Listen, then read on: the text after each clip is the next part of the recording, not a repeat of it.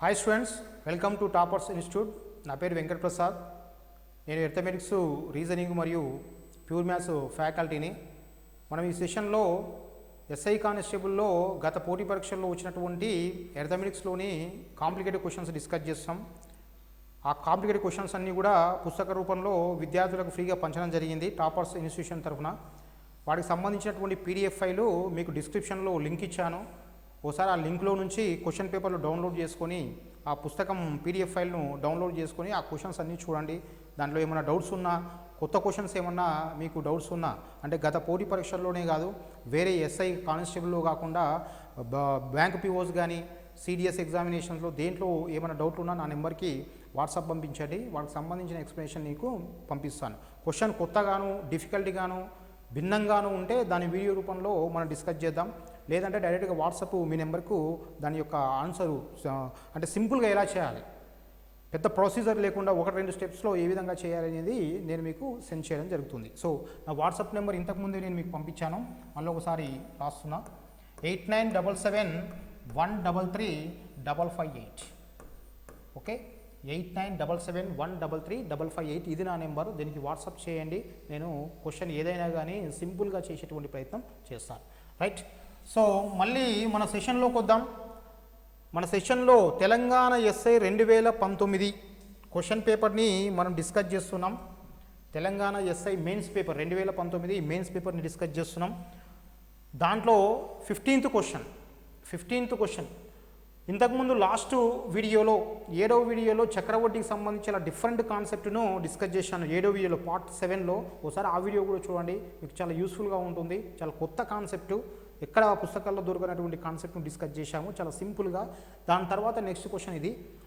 ఒక మొత్తము 5 లక్షల రూపాయలు కొంత చక్రవడ్డీపై ప్రతి అర్ధ సంవత్సరానికి చక్రవడ్డీ కట్టే పద్ధతిలో ఒక సంవత్సరానికి 5,51,250 రూపాయలు అయినది. అప్పుడు చక్రవడ్డీ రేటు ఎంత?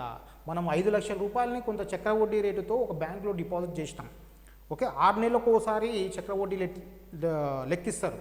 చక్రవడ్డీ అనేది, బారు వడ్డీ అనేది సంవత్సరానికి, 2 సంవత్సరాలకు, 3 సంవత్సరాలకు, నెలకు ఏ రకంగా లెక్కించినా బారు వడ్డీలో మార్పు ఉండదు.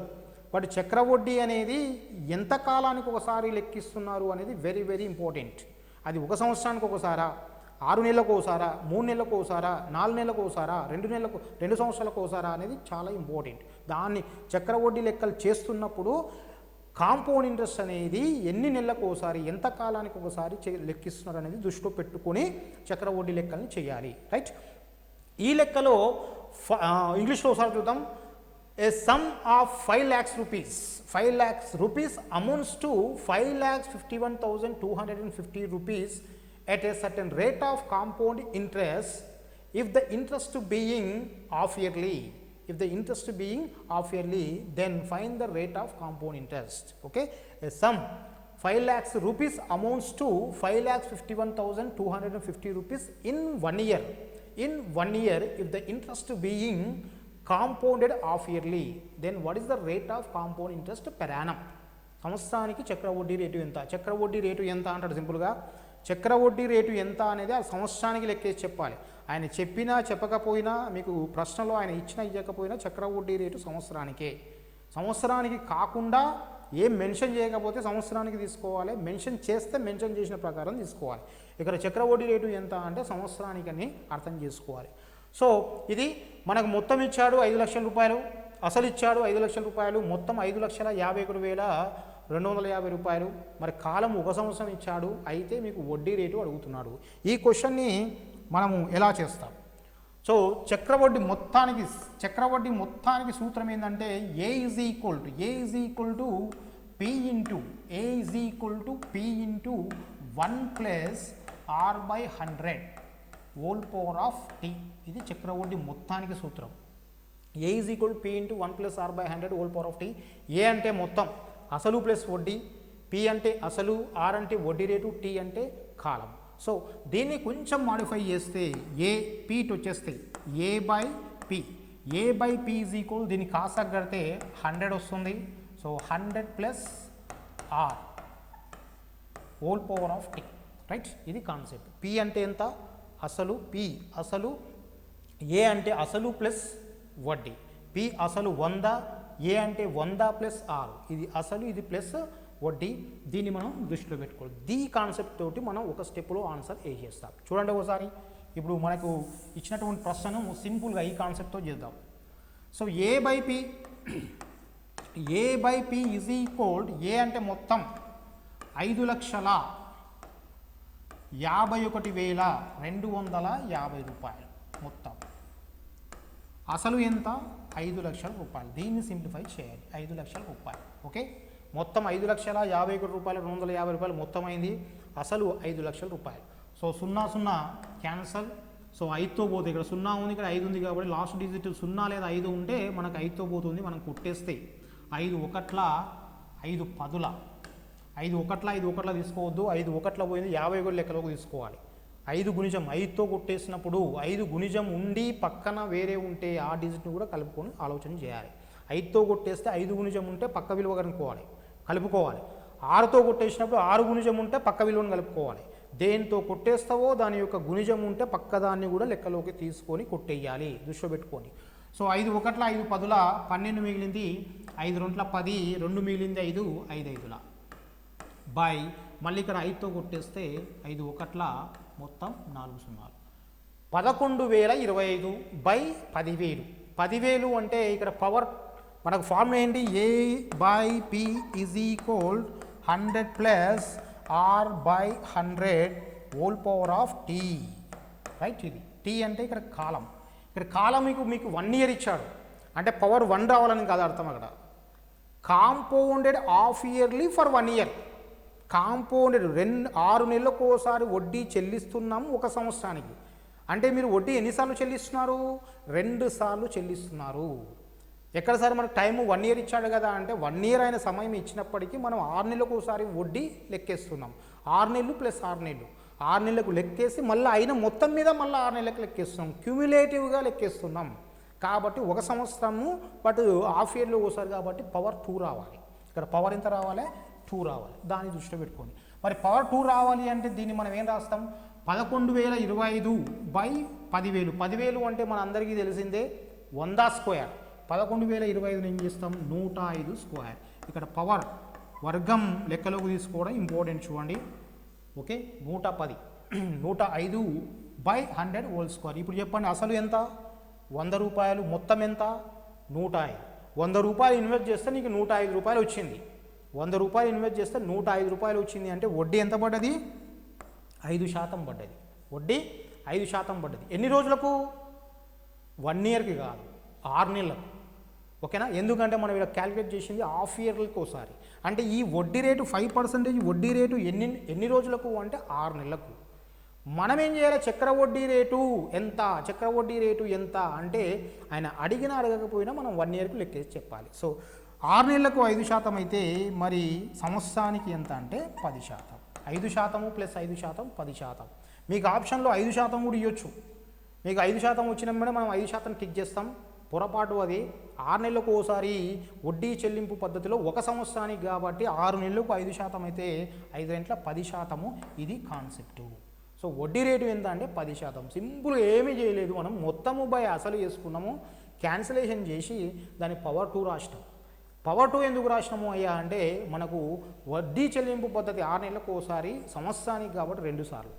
వడ్డీ చెల్లింపు పద్ధతి 6 నెలలకు ఒకసారి 1.5 ఇయర్ అంటే మనం ఏం రాయాలి? పవర్ 3 రాయాలి. వడ్డీ చెల్లింపు పద్ధతి 6 నెలలకు ఒకసారి 2 ఏళ్ళు అంటే మనం పవర్ ఏం రాయాలి? 4. 2 సంవత్సరాల్లో 6 నెలలు ఎన్నిసార్లు వస్తుంది? 4 సార్లు వస్తుంది కాబట్టి పవర్ 4 రాయాలి. వచ్చిన వడ్డీ రేటును అర్ధ సంవత్సరానికి అయితేనేమో ఇంటూ 2 చేయాలి, సంవత్సరానికి అయితేనేమో ఉన్నట్టు తీసుకోవాలి, 4 నెలలకు ఒకసారి అయితేనేమో ఇంటూ 3 చేయాలి, 3 నెలలకు ఒకసారి అయితేనేమో ఇంటూ 4 చేయాలి. ఓకే, ఇది ప్రాసెస్. మనకు జనరల్గా చక్ర వడ్డీ లెక్కల్లో 2 ఏళ్లకు 3 ఏళ్లకు ఇచ్చి ఒక సంవత్సరానికి వడ్డీ చెల్లింపు పద్ధతిలో అని చెప్పి అడగడము చాలా సాధారణమైనటువంటి విషయము. బట్ ఈ లెక్కలో మాత్రము అర్ధ సంవత్సరానికి ఒకసారి వడ్డీ చెల్లింపు పద్ధతి అన్నాడు. కొత్తగా కొంచెం ఇది మన ఎస్ఐ కానిస్టేబుల్కి కొత్త, కానీ కాన్సెప్ట్లో కొత్తగా ఏం లేదు. మిగతా ఎగ్జామినేషన్లో చాలాసార్లు అడిగాడు. ఒకసారి విఆర్ఓ ఎగ్జామినేషన్లో కూడా 6 నెలలకు ఒకసారి వడ్డీ చెల్లింపు పద్ధతిలోని 2014 విఆర్ఓలో అడిగాడు. మళ్ళీ ఇక్కడ మనకు ఫ్రేమ్ అయింది క్వశ్చన్. జాగ్రత్త, ఈ క్యాన్సిలేషన్ ఒకటి జాగ్రత్తగా చేసుకుంటే ఈ లెక్క చాలా సులభం. మనకి ఏ ఫార్ములా లేకుండా మొత్తం బై అసలు చేసి క్యాలిక్యులేషన్ చేసినాం. రైట్. So 10% answer. ఇది తర్వాతి ప్రశ్న.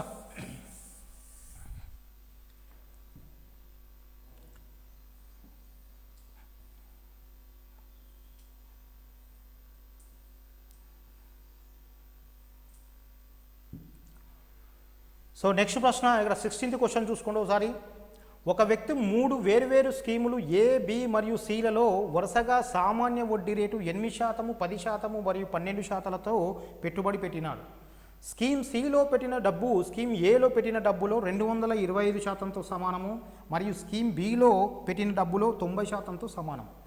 1 సంవత్సరం తర్వాత ఆ వ్యక్తికి 48,000 రూపాయల మొత్తం వడ్డీ వస్తాయి. ఈ 48,000 రూపాయలు అనేది మొత్తం వడ్డీ చూడండి, ఇది అసలు కాదు, మొత్తం వడ్డీ వస్తే అతను స్కీమ్ సిలో పెట్టిన మొత్తం సొమ్ము ఎంత? చాలా డిఫరెంట్ క్వశ్చన్, చాలా లెంతీ క్వశ్చన్.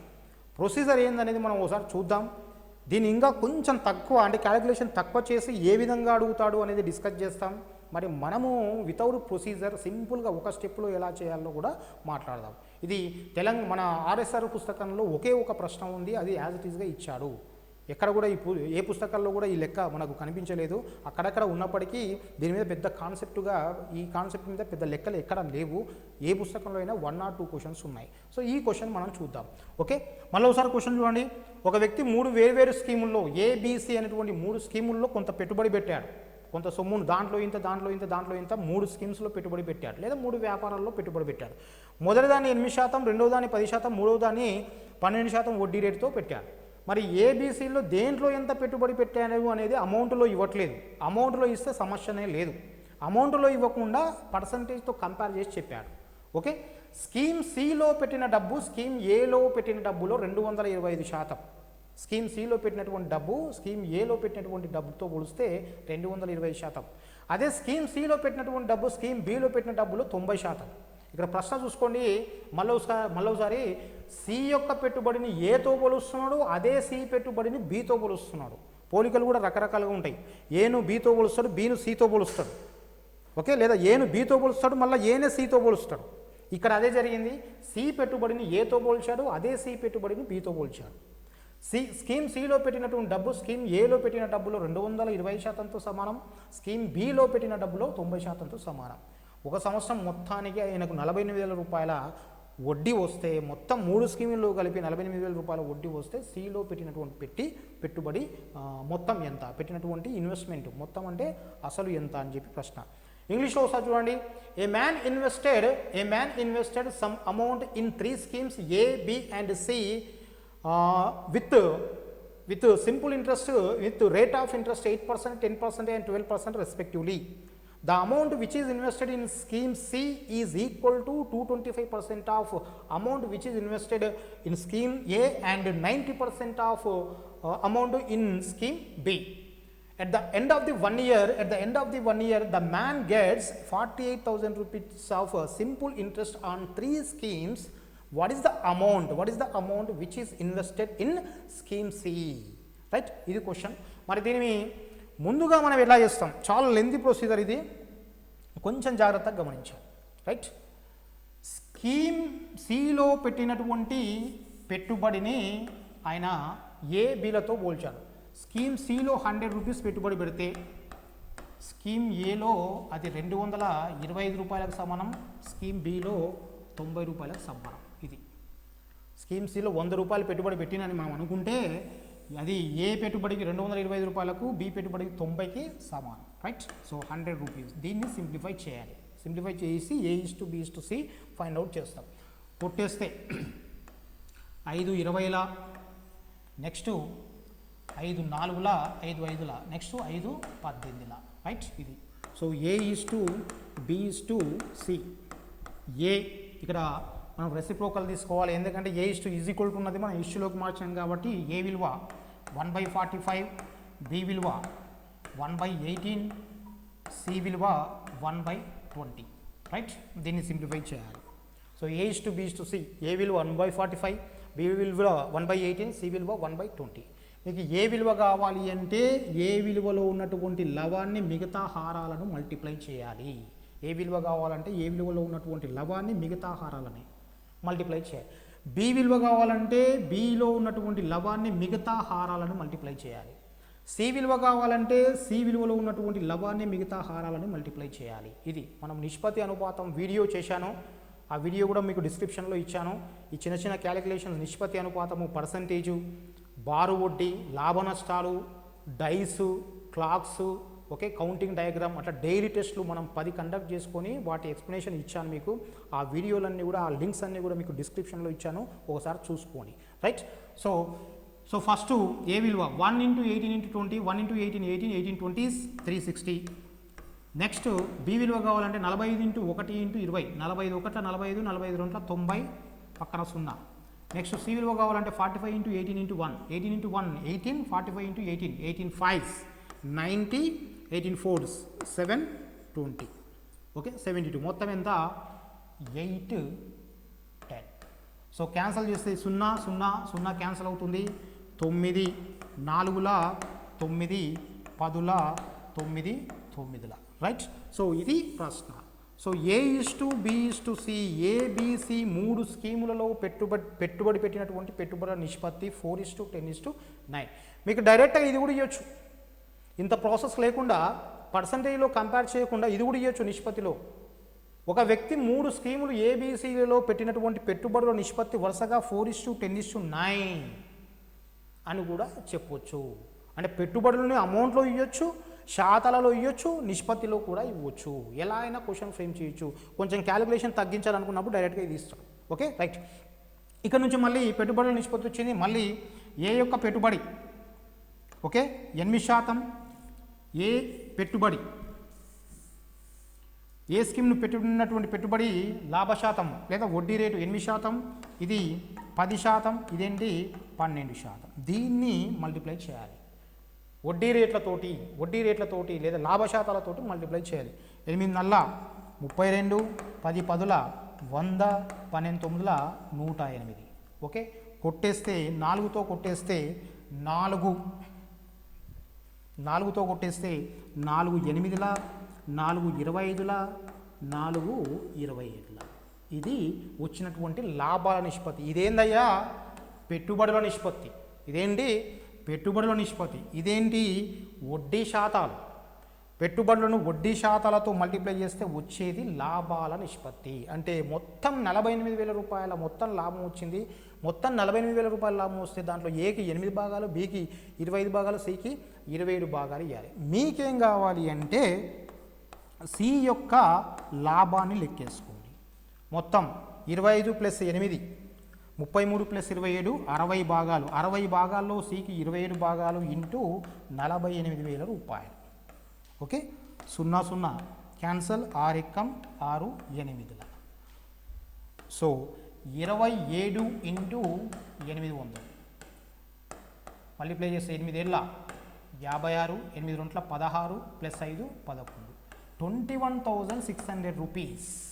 ఏంటి 21,600 రూపీస్? ఏంటి అంటే ఇది సికి వచ్చినటువంటి లాభము. మొత్తం లాభం 48,000 రూపాయలు అయితే దాంట్లో సికి 27 భాగాలు రావాలి.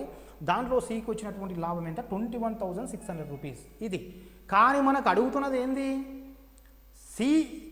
సి స్కీములో పెట్టినటువంటి పెట్టుబడి ఎంత, స్కీమ్ సిలో పెట్టినటువంటి పెట్టుబడి ఎంత. కానీ మనకు వచ్చింది ఎంత అంటే స్కీమ్ సిలో పెట్టిన పెట్టుబడికి గాను వచ్చిన లాభం 21,600 రూపీస్. మరి ఇది దేనికి సమానం? ఇది దేనికి సమానం? 12% సమానం.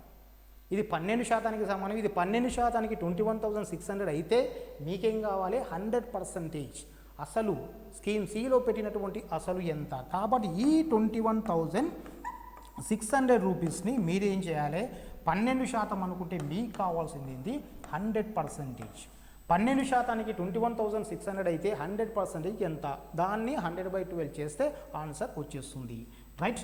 సో 12తో కొట్టేస్తే 12 1 12 8ల 12 18 216, 12 1 12 9 మిగులుతుంది, 96 అంటే 12.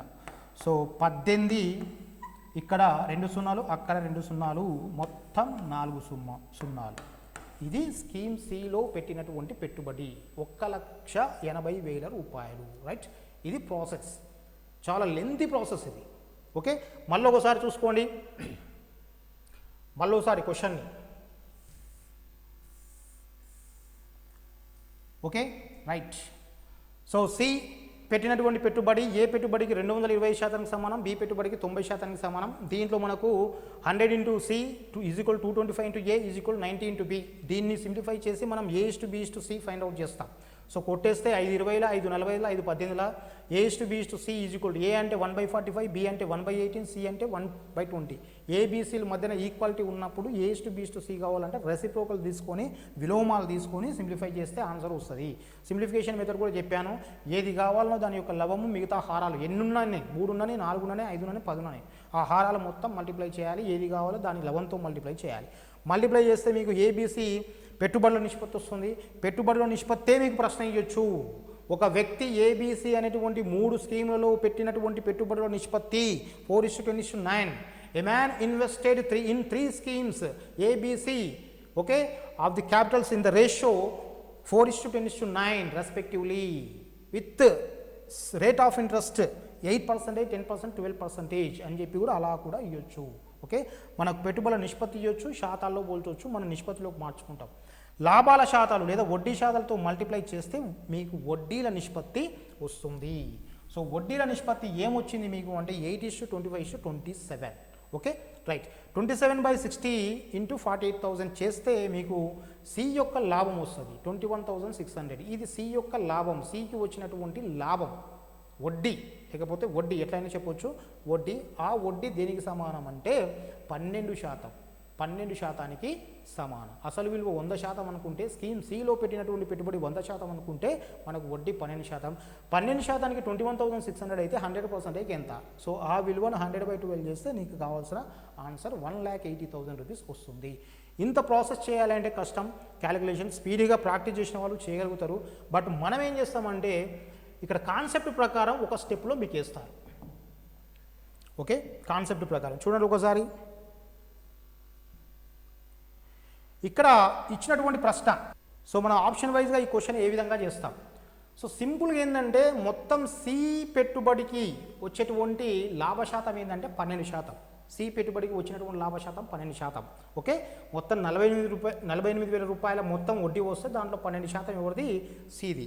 మీకు ఇచ్చినటువంటి విలువల్లో ఈ 12 చేత ఏది నిశ్శేషంగా భాగించబడుతుందో అదే మనకు సమాధానం అవుతుంది. ఓకే, ఇచ్చినటువంటి ఆప్షన్ సి యొక్క పెట్టుబడి ఎంత అన్నాడు కాబట్టి సి యొక్క వడ్డీ ఎంత? 12%.